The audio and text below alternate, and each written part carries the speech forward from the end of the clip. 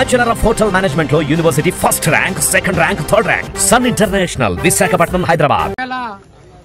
2019 ఎన్నికల ముందు ఆంధ్రప్రదేశ్ రాష్ట్రంలో పాదయాత్ర పేరిటతోటి ఆనాడు ముఖ్యమంత్రిగా కావాలనుకొని ఊరూరు పాదయాత్ర చేస్తూ ప్రతి గ్రామంలో కూడా నేను పేద విద్యార్థుల పక్షపాతి, నిరుద్యోగులకు అండగా ఉంటాను, విద్యార్థులకు నిరుద్యోగులకు మేనమామ పాత్ర పోషిస్తానని చెప్పేసి అధికారంలోకి వచ్చినటువంటి జగన్మోహన్ రెడ్డి 5 సంవత్సరాల పాలనలో పేద విద్యార్థులకు రాష్ట్రంలో ఉన్న నిరుద్యోగులకు మేనమామగా ఉంటానని చెప్పినటువంటి జగన్మోహన్ రెడ్డి కంసమామగా మారాడు.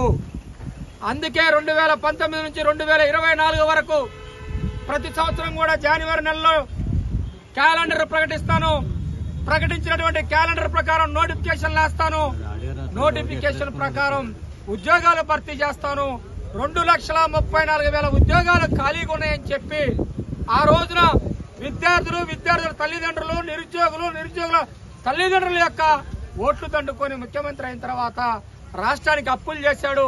ఒక పరిశ్రమ తీసుకురాలేదు. ప్రభుత్వ రంగాన్ని అదేవిధంగా ప్రైవేటు రంగాన్ని రెండింటిని కూడా నిద్రావస్థలోకి నెట్టేసి రాష్ట్రంలో 24వ స్థానంలో ఉన్నటువంటి నిరుద్యోగ సమస్యని 3వ స్థానంలోకి తీసుకొచ్చి రాష్ట్రాన్ని నిరుద్యోగ ఆంధ్రప్రదేశ్ గా మార్చినటువంటి ఘనత జగన్మోహన్ రెడ్డి.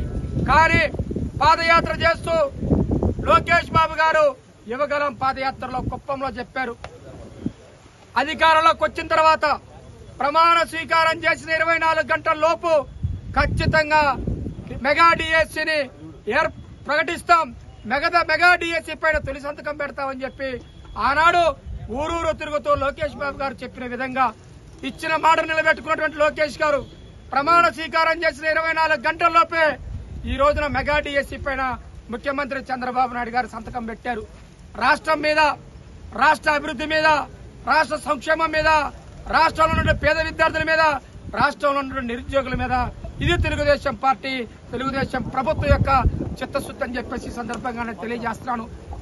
ఆంధ్రప్రదేశ్ రాష్ట్రంలో మొట్టమొదటిసారిగా 95లో ముఖ్యమంత్రి అయిన తర్వాత ఈనాటి వరకు కూడా ఆంధ్రప్రదేశ్ రాష్ట్రంలో డిఎస్సీ అంటే చంద్రబాబు నాయుడు గారు అంటే డిఎస్సీ గుర్తొచ్చే విధంగా నిరుద్యోగాన్ని రూపుమాపి ఇటు ప్రభుత్వ రంగంలో, ప్రైవేట్ రంగంలో అన్ని ఉద్యోగాలు కూడా భర్తీ చేసినటువంటి ఘనత చంద్రబాబు నాయుడు గారిని తెలియజేసుకుంటూ నేడు ఏదైతే డిఎస్సీ కోసం ఎదురు చూశారో 5 సంవత్సరాల పాటు ఆ డిఎస్సీ రాయడానికి ప్రిపేర్ అయినటువంటి విద్యార్థులందరూ కూడా చంద్రబాబు నాయుడు గారి నివాసానికి వచ్చి చంద్రబాబు నాయుడు గారు మెగా డిఎస్సీ ప్రకటించినందుకు హర్షాన్ని వ్యక్తం చేస్తూ బాణసంచా కాలుస్తూ పాలాభిషేకం చేసి స్వీట్లు పంచుకుంటూ వారి యొక్క సంతోషాన్ని వ్యక్తపరుస్తున్నారు.